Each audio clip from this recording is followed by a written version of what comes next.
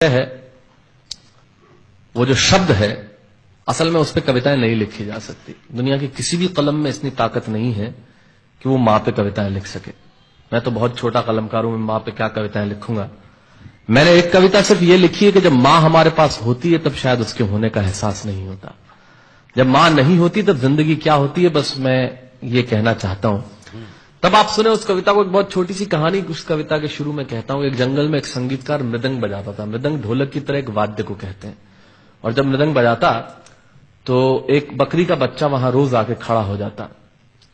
एक दिन सर ये कैमरे जो भी है बंद कर दें प्लीज, फॉर गॉड सेक। बकरी का बच्चा वहां खड़ा हो जाता आके, तो मृदंग जो बजाता था संगीतकार, उसने उस मेमने से एक दिन पूछ लिया कि यार तुझे क्या मेरा सुर, मेरी ताल, मेरी लय बहुत अच्छी लगती है जो तू रोज यहां चला आता है। वो बोला मैं नहीं जानता कि आप क्या बजाते हैं, न मुझे सुर की समझ, न ताल की समझ, न लय की समझ। मैं तो बस इतना जानता हूं कि इस ढोलक पे, इस मृदंग पे जो चमड़ा मढ़ा है वो मेरे मां के बदन से आया है। क्या बात है, बहुत अच्छे, वाह। जब उस पे थाप पड़ती है मैं आके खड़ा हो जाता हूं। बहुत अच्छे, वाह। मेरी कविता मां के न रहने पे भीतर से पड़ी हुई थाप की कविता है, तब सुनाना चाहता हूं। इस कविता में अगर आपके आंसू बाहर की दुनिया की यात्रा करना चाहे तो रोकिएगा मत। अगर आपको ठीक लगे, जैसा कहता हूं जब मां नहीं होती तब जिंदगी क्या होती है। एक मुनव्वर राणा साहब का शेर उधार लेता हूं कि किसी के हिस्से में मकान आया, किसी के हिस्से में दुकान आई, मैं सबसे छोटा था, मेरे हिस्से में मां आई। क्या बात है, वाह वाह, बहुत अच्छा। तब कहता हूं कि कल जब उठकर काम पर जा रहा था तो अचानक लगा कि कोई रोक लेगा मुझे।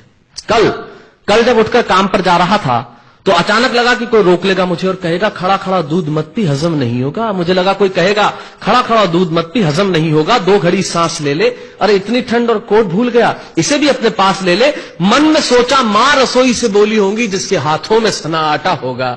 अगली पंक्ति के खालीपन से जुड़े तो मुझे बताएं। मन में सोचा मां रसोई से बोली होंगी जिसके हाथों में सना आटा होगा, और पलट के देखा तो क्या मालूम था कि वहां सिर्फ सन्नाटा होगा। पलट के देखा तो क्या मालूम था कि वहां सिर्फ सन्नाटा होगा। अरे अब हवाएं ही तो बात करती हैं मुझसे। जब कोई नहीं होता तब अंतरिक्ष बात करता है, निर्वात बात करता है, वैक्यूम बात करता है। तब कहता हूं अरे अब हवाएं ही तो बात करती है मुझसे। लगता है जब जाऊंगा किसी खास काम से तो कोई कहेगा दही शक्कर खा ले बेटा, अच्छा शगुन होता है। कोई कहेगा गुड़ खा ले बेटा, अच्छा शगुन होता है। पर मन इसी बात के लिए तो रोता है कि सब कुछ है मां, सब कुछ, जिस आजादी के लिए तुझसे मैं सारी उम्र लड़ता रहा। आपने अपने बचपन में देखा होगा माए हमें टोकती है, यहां मत जा, वहां मत जा, ये मत कर, वो मत कर। तब हम आजाद होना चाहते हैं और आजादी की कीमत कितनी बड़ी देनी पड़ती है। अगर कम शब्दों में मैंने ठीक बात कह दी हो तो इसका एहसास मुझे जरूर कराइएगा कि सब कुछ है मां, सब कुछ, जिस आजादी के लिए तुझसे मैं सारी उम्र लड़ता रहा वो सारी आजादी मेरे पास है। फिर भी न जाने क्यों दिल की हर धड़कन उदास है। कहता था ना तुझसे मैं वही करूंगा जो मेरे जी में आएगा, और आज मैं वही सब कुछ करता हूं जो मेरे जी में आता है।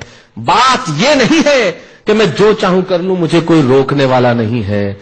बात है तो इतनी सी कि सुबह देर से उठूं ना तो कोई टोकने वाला नहीं है। बहुत अच्छे, वाह वाह, बहुत अच्छे, वाह वाह वाह वाह। बात है तो इतनी सी कि सुबह देर से उठूं ना तो कोई टोकने वाला नहीं है।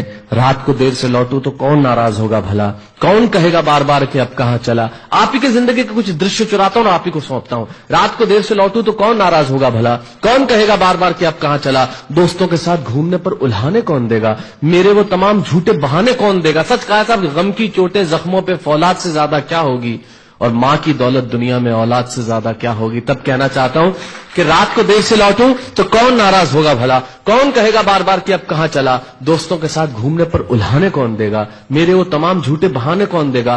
कौन कहेगा कि इस उम्र में क्यों परेशान करता है। हाय राम ये लड़का क्यों नहीं सुधरता है, पैसे कहां खर्च हो जाते हैं तेरे, क्यों नहीं बताता है। सारा दिन मुझे सताता है, रात को देर से आता है, खाना गर्म करने को जागती रहूं, खिलाने को तेरे पीछे भागती रहूं, बहाती रहूं आंसू तेरे लिए, कभी कुछ सोचा है मेरे लिए।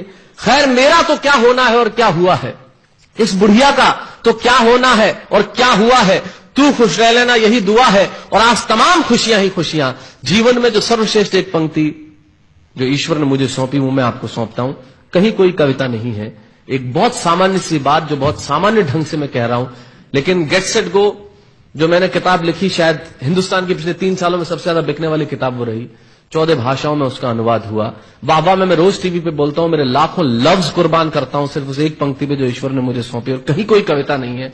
आप ही का भाव आपकी उठा को सौंपता हूं और देता हूं, और जिस विश्वास के साथ मैंने लिखा उस विश्वास के साथ आपको देता हूं कि मेरा तो क्या होना है और क्या हुआ है, इस बुढ़िया का तो क्या होना है और क्या हुआ है, तू खुश रह लेना यही दुआ है। और आज तमाम खुशियां ही खुशियां, गम ये नहीं है कि कोई ये सब खुशियां बांटने वाला होता, पर कोई तो होता जो गलतियों पे डांटने वाला होता। बहुत अच्छे, वाह वाह वाह वाह, बहुत अच्छे, वाह।